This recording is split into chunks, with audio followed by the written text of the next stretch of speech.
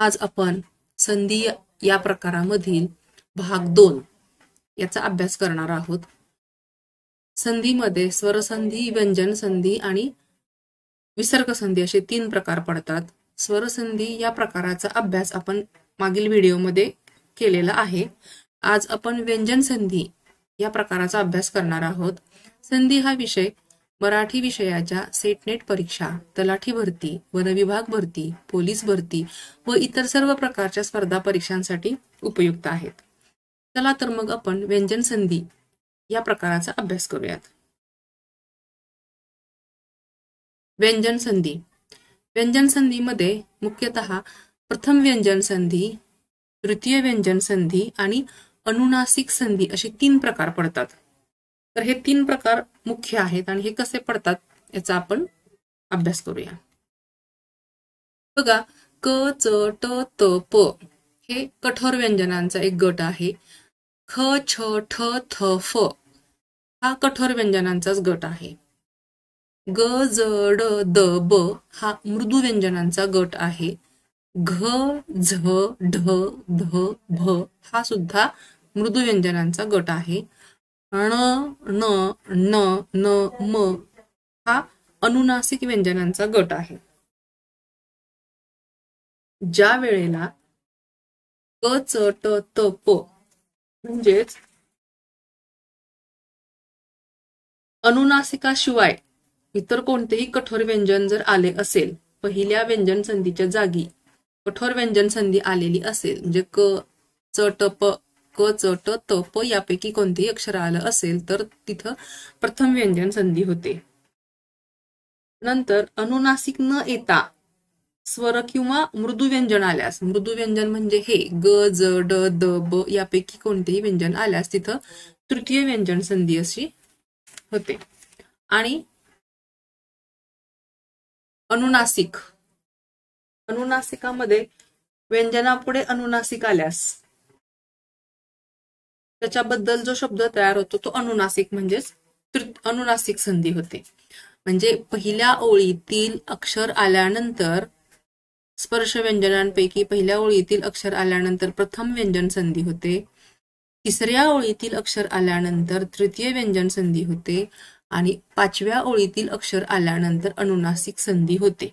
अशा प्रकारे प्रथम व्यंजन संधी, तृतीय व्यंजन संधी आणि अनुनासिक संधी असे व्यंजन संधीचे 3 प्रकार पडतात.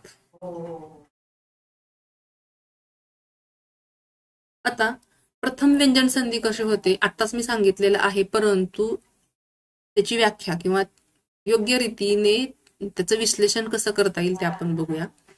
स्पर्श व्यंजनांपैकी अनुनासिकाशिवाय कोणत्याही व्यंजनापुढे कठोर व्यंजन आले असता त्या पहिल्या व्यंजनाच्या जागी त्याच्याच वर्गातील पहिले कठोर व्यंजन येऊन संधी होते. यालाच प्रथम व्यंजन संधी असे म्हणतात. टीप किंवा सूचना अशी आहे की संधी झालेल्या 2 वर्णांपैकी पहिले व्यंजन हे स्पर्श व्यंजन गटातील पहिल्या स्तंभातील क, च, ट, त, प या कठोर व्यंजनापैकी असते तेव्हा ती प्रथम व्यंजन संधी असते. आपण आता त्याची उदाहरणे बघूयात. पोट शब्द, एकत्र येणारे वर्ण, झालेला बदल आणि संधी. पोट शब्दामध्ये काय येतं? पहिला अक्षर आहे वि, प, द अधिक काल. क हा पहिल्या ओळीतील म्हणजे स्पर्श व्यंजनांच्या म्हणजे कठोर व्यंजनांच्या पहिल्या ओळीतील क हा शब्द आहे. क, च, ट, त पैकी हा क आहे. वि, प, द अधिक काल. तर एकत्र कोणकोणते वर्ण आले? द आला, शेवटचा वि, प, द मधला द शेवटी आहे तो द आला, अधिक काल मधला क आला. बरोबर द आणि क मिळून त म्हणजे द च्या ऐवजी त झाला आणि क तसाच राहिला आणि त्याचा जोड शब्द क हा असा तयार झाला. म्हणजे द च्या ऐवजी त आला, द चा इथं त झालाय आणि त्याची संधी झालेली आहे विपत्काल. द च्या ऐवजी त आल्यामुळे विपत्काल हा जोड शब्द तयार झालाय. आता इथे बघा, वाग अधिक पती, ग आलेला आहे आणि प आलेला आहे. क, च, ट, त, प. ग चा ग इथे आला अधिक प, बरोबर त्याच्याऐवजी क तयार झाला. प चा प तसाच राहिला आणि जोड शब्द झाला प. प म्हणजेच ग चा क झाला आणि शब्द झाला किंवा संधी झाली वाक्पती. वाघ अधिक ताडण, ग तसाच राहिला अधिक त बरोबर त्याचा झाला क च ट त म्हणून इथे क झाला आणि पुढे क अधिक त बरोबर त. ग चा क झाल्यामुळे वाक ताडण हा नवीन संधी तयार झाला. षड अधिक शास्त्र, श अधिक ड अधिक श बरोबर ट अधिक श बरोबर ट श म्हणजे ड चा ट झाला षट शास्त्र. क्षुध अधिक पिपासा, ध अधिक प बरोबर त अधिक प प झाला ध चा त झाला म्हणून क्षुत पिपासा. हे जे आहे ना संधीचा प्रकार हो हा परीक्षेला येतच असतो, त्याच्यामुळे हा व्यवस्थित लक्षात ठेवा. क्षुत पिपासा शब्दही बघा कसा लिहिलेला आहे तो. द अधिक काल, एकत्र येणारे हे वर्ण आहे. द अधिक क बरोबर त अधिक क बरोबर क म्हणजेच द चा त झालेला आहे आणि शब्द आहे आपत्काल. शरद अधिक काल, द अधिक क, द च्या ऐवजी त झाला अधिक क बरोबर क म्हणजे इथं दिलेला आहे द चा त झालाय आणि शरत्काल हा शब्द तयार झालेला आहे. आता आपण तृतीय व्यंजन संधीचं व्याख्या बघूयात. स्पर्श व्यंजन गटातील कठोर व्यंजनापुढे अनुनासिका खेरीज स्वर किंवा मृदू व्यंजन आल्यास त्याच्या जागी त्याच वर्गातील तिसरे व्यंजन येऊन संधी होते, यालाच तृतीय व्यंजन संधी असे म्हणतात. सूचना किंवा टीप अशी आहे की संधी झालेल्या दोन वर्णापैकी पहिले व्यंजन हे स्पर्श व्यंजन गटातील तिसऱ्या स्तंभातील म्हणजेच ग ज ड द ब या व्यंजनांपैकी असते तेव्हा ती तृतीय व्यंजन संधी असते. उदाहरण बघूया. पोट शब्द, एकत्र येणारे वर्ण, झालेला शब्द आणि संधी. पोट शब्द काय आहे तर वाक अधिक विहार, क अधिक व हा शेवटचा आणि हा पहिला क अधिक व, क च्या ऐवजी झाला त्याचा ग आणि व तसाच राहिला म्हणजे जोड शब्द झाला ग्व म्हणजे क चा ग झाला संधी झाली वाघविहार. षट अधिक रिपू, त अधिक र, क चा झाला ड, ड्र झाला शब्द म्हणजे त चा ड झाल्यामुळे षड्रिपू. सत अधिक आचार, हा सुद्धा वारंवार परीक्षेला पडणारा शब्द आहे किंवा ही संधी आहे, लक्षात ठेवा. त अधिक आ, इथे स्वर आलेला आहे, त चा इथे द झालाय अधिक आ बरोबर दा, त चा द म्हणून सदाचार. सच्चित अधिक आनंद, त अधिक आ, त चा द झालाय द अधिक आ बरोबर दा, त चा द म्हणून सच्चिदानंद. भगवत अधिक गीता, त अधिक भ अधिक द अधिक भ म्हणजेच त चा द झाल्याने भगवत गीता. दिक अधिक अंबर, क अधिक अ बरोबर ग अधिक अ म्हणजेच क चा ग झालाय दिगंबर. सत अधिक भावना, त अधिक भ, द अधिक भ, त चा द झाला सद्भावना. अप अधिक ज, अप अधिक ज, प अधिक ज, प चा ब झाल्याने ब अधिक ज बरोबर ज, प चा ब झालेला आहे आणि अब्ज हा संधीचा शब्द तयार झालेला आहे. हे झाले तृतीय व्यंजन संधी. आता स्पर्श व्यंजन गटातील प्रथम व्यंजनापुढे अनुनासिक आल्यास पहिल्या व्यंजनाबद्दल त्याच्याच वर्गातील अनुनासिक येऊन संधी होते, यालाच अनुनासिक संधी असे म्हणतात. टीप आहे, अनुनासिक संधीत संधी झालेले दोन्हीही वर्ण अनुनासिके असतात, म्हणजे पहिला आणि शेवटचा जो असेल तो अनुनासिकच असतो. आपण याची उदाहरणे बघूयात. पोट शब्द, एकत्र येणारे वर्ण, झालेला बदल आणि झालेली संधी. षट अधिक मास, ट अधिक म, ट चा झाला ण म्हणून म अण म, ट चा ण झालाय षण्मास. जगत अधिक नाथ, त अधिक न, न अधिक न, न इथं त चा न झालेला आहे जगन्नाथ. सत अधिक मती, त अधिक म, न अधिक म, म, त चा न झालेला आहे म्हणून सन्मती. षट अधिक मुख, ट अधिक म, तचा न झाल्याने न अधिक म, षण्मुख. वाक अधिक मय, क अधिक म, कचा ड झालेला आहे, ड अधिक म, डम, कचा ड झालाय, वाङ्मय. तत अधिक मय, त अधिक म, तचा न झाल्याने न अधिक म, तचा न झालाय, तन्मय.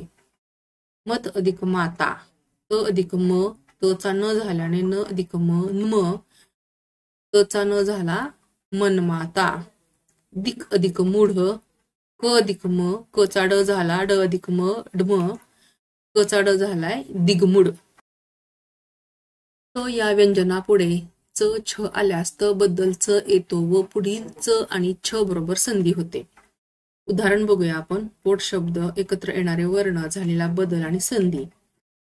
सत चरित्र, सत अधिक चरित्र हा संधीचा प्रश्न परीक्षेला पडत असतो. त आणि च, त अधिक च, तच्या ऐवजी च झाला आणि जो आहे तो च तसाच राहिला, त्याचं च बरोबर संधी होऊन च हा जोड शब्द तयार झाला, म्हणजे तचा च झाला, संधी तयार झाली, सच्चरित्र. सत अधिक जन, तचा त अधिक ज, तचा इथे ज झाला, आधीचा ज तसाच राहिला आणि ज ला ज, म्हणजे तचा ज झाल्याने सज्जन ही संधी तयार झाली. जगत अधिक जीवन, त अधिक ज बरोबर तचा ज झाला, अधिक ज म्हणजे ज हा शब्द झाला, तचा ज, जगज्जीवन. त या व्यंजनापुढे ज किंवा झ आल्यास त बद्दल ज होतो व पुढील वर्णाबरोबर संधी होते. म्हणजे आधी व्यंजन जर त असेल आणि त्याच्या पुढे ज किंवा झ आला तर त बद्दल ज होतो. आपण उदाहरण बघूया. पोट शब्द, एकत्र येणारे वर्ण, झालेला बदल आणि संधी. पोट शब्द काय आहे? उत अधिक ज्वल, म्हणजे त या व्यंजनापुढे ज झाला, ज आलाय. बघूया कसं एकत्र वर्ण येत आहेत. त अधिक ज, या त बद्दल झालेला आहे ज अधिक ज बरोबर ज, झालेला बदल आहे तचा ज झाला आणि संधी झाली उज्ज्वल. तत अधिक छत्र, त अधिक छ आणि तचा च झालेला आहे, अधिक छ, जोड शब्द झाला छ, म्हणजे तचा च झालेला आहे आणि तच्छत्र. उत अधिक छेद, उत अधिक छेद, तचा छ, त अधिक छ, त ऐवजी च आलाय, त तसाच राहिला, तचा च झाला म्हणून उच्छेद. त या व्यंजनापुढे ट किंवा ठ आल्यास त बद्दल ट होतो. उदाहरण बघूया. पोट शब्द, एकत्र येणारे वर्ण, झालेला बदल आणि संधी. तत अधिक टीका, तो या व्यंजनापुढे ट आला. वर्ण कोणते आहेत बघा. त अधिक ट, त ऐवजी ट झाला, अधिक मूळचा ट तसाच राहिला, तो जोड शब्द झाला ट, तचा ट झालाय, संधी झाली तट्टिका. त या व्यंजनापुढे ल आल्यास त बद्दल ल होतो. उदाहरण बघूया. पोट शब्द, एकत्र येणारे वर्ण, झालेला बदल आणि संधी. शब्द आहे उत अधिक लंघन, तो या व्यंजनापुढे ल आलाय, तच्या पुढे ल आलेला आहे, त्याच्याबद्दल त ऐवजी ल होतं. बघूया एकत्र कोणते वर्ण आले. त अधिक ल, मग त्याच्या ऐवजी ल झालाय आणि मूळचा ल तसाच राहिला, म्हणजे जोड शब्द झाला ल, तचा ल झालाय, म्हणजे उल्लंघन. उत अधिक लेख, त अधिक ल, तचा ल झाला, मूळचा ल तसाच राहिला, ल ला ल, म्हणजे तचा ल झाल्याने उल्लेख. तत अधिक लीन, त अधिक ल, त ऐवजी ल आला, मूळचा ल तसाच राहिला, जोड शब्द झाला ल, तचा ल झाल्याने शब्द झाला तल्लीन. विद्युत अधिक लता, त अधिक ल, त अधिक ल बरोबर तचा ल झाला, मूळ ल तसाच राहिला, तचा ल झाल्याने विद्युल्लता हा संधीचा शब्द तयार झाला. त या व्यंजनापुढे श आल्यास त बद्दल च होतो व पुढील श बद्दल छ होतो. उदाहरण बघूया. पोट शब्द, एकत्र येणारे वर्ण आणि संधी. पोट शब्द काय आहे? सत अधिक शिष्य, तच्या पुढे श आल्यास त बद्दल च होतो. बघूया कोणते शब्द होत आहेत ते. त अधिक श, च्या ऐवजी च आला आणि पुढील श बद्दल या श च्या ऐवजी छ झाला म्हणजे छ संधी झाली सच्छिष्य सच्छिष्य हा हे संधी वारंवार परीक्षेला पडत असते त्यामुळे व्यवस्थित लक्ष द्या सत अधिक शील त आणि श त अधिक श त चा झाला च श ऐवजी आला छ सच्चिल सत अधिक शील संधी झाली सच्चिल त या व्यंजनापुढे ह आल्यास त बद्दल द होतो व पुढील ह बद्दल ध होतो बघूया उदाहरण पोट शब्द एकत्र येणारे वर्ण आणि संधी त अधिक हित म्हणजे त या व्यंजनापुढे ह आला मग त अधिक ह त ऐवजी झाला द आणि ह च्या ऐवजी आला ध म्हणजे ध संधी झाली तद्धित त अधिक हित तद्धित म पुढे स्वर आल्यास तो म मध्ये मिसळतो परंतु व्यंजन आल्यास म चा लोप होतो व मागील अक्षरावर अनुस्वार येतो सम अधिक आचार म पुढे स्वर आहे आ तो म मध्ये मिसळतो आणि व्यंजन आल्यास म चा लोप होतो व मागील अक्षरावर अनुस्वार येतो सम अधिक आचार समाचार स्वराचा लोप झालेला आहे सम अधिक गती संगती सम अधिक मती संमती सम अधिक मती म हे व्यंजन आहे हे म सुद्धा व्यंजनच आहे त्यामुळे पहिल्या सुरुवातीच्या अक्षरावरती अनुस्वार आला आणि म एक लोप पावला संमती किम अधिक कर म हे व्यंजन आहे क हे सुद्धा व्यंजनच आहे त्यामुळे म चा लोप होऊन पहिल्या अक्षरावरती टिंबा आला म्हणजे किंकर किम अधिक कर बरोबर किंकर सम अधिक कल्प संकल्प ह पूर्वी ऱ्हस्व स्वर आला तर त्या दोहोंमध्ये च हा वर्ण येतो पोट शब्द एकत्र येणारे वर्ण संधी रत्न छाया आता रत्न अधिक छ बरोबर अच्या ऐवजी च आला छ झाला छ संधी झाली रत्न छाया छ पूर्वी ऱ्हस्व स्वर आला तर दोहोंमध्ये च हा वर्ण येतो शब्द अधिक छल अधिक छ बरोबर च अधिक छ शब्द छल न पुढे येणाऱ्या अक्षरावर अनुस्वार असेल तर न चा लोप होतो पोट शब्द एकत्र येणारे वर्ण आणि संधी हस्तीन अधिक दंत न पुढे येणाऱ्या अक्षरावर अनुस्वार असेल म्हणजे न च्या नंतर येणारं जे अक्षर आहे त्याच्यावरती अनुस्वार आलेला आहे तर न चा लोप होतो न अधिक दन म्हणजे न चा लोप होऊन हस्तीन अधिक दंत हस्तिदंत तर विद्यार्थी मित्रांनो आज आपण व्यंजन संधी हा प्रकार अभ्यासलेला आहे यापैकी या स्वर संधी याच्या आधीच्या व्हिडिओमध्ये आपण अभ्यासलेला आहे आणि आज आपण व्यंजन संधीचे प्रकार प्रथम व्यंजन संधी तृतीय व्यंजन संधी आणि अनुनासिक संधी त्याचबरोबर व्यंजनापुढे इतर कोणते शब्द आल्यानंतर की व्यंजन आल्यानंतर कोणता शब्द किंवा अक्षर लोप होतो हे आपण पाहिलेलं आहे याचा अभ्यास केलेला आहे तर विद्यार्थी मित्रांनो हे सर्व संधीचे प्रकार हे तुम्हाला येणाऱ्या सेट नेट परीक्षा पोलीस भरती किंवा इतर स्पर्धा परीक्षांसाठी उपयुक्त आहेत यानंतरचा जो आपला संधीचा प्रकार असणार आहे तो विसर्ग संधी हा असणार आहे आणि त्याची माहिती तुम्हाला मिळावी आणि तुमचा त्याचा परिपूर्ण अभ्यास व्हावा यासाठी तुम्ही आमच्या चॅनलला सबस्क्राईब करा व्हिडिओला लाईक करा आणि संपूर्ण व्हिडिओ पहा म्हणजे तुम्हाला याच्यामध्ये काही शंका असतील काही प्रश्न असतील तर आम्हाला कमेंट बॉक्समध्ये कमेंट लिहून कळवा आणि तुमचा ह्या व्यंजन संधीचा अभ्यास पूर्ण करा जो की तुम्हाला परीक्षेच्या दृष्टीने उपयोगी पडेल thank you for watching and subscribe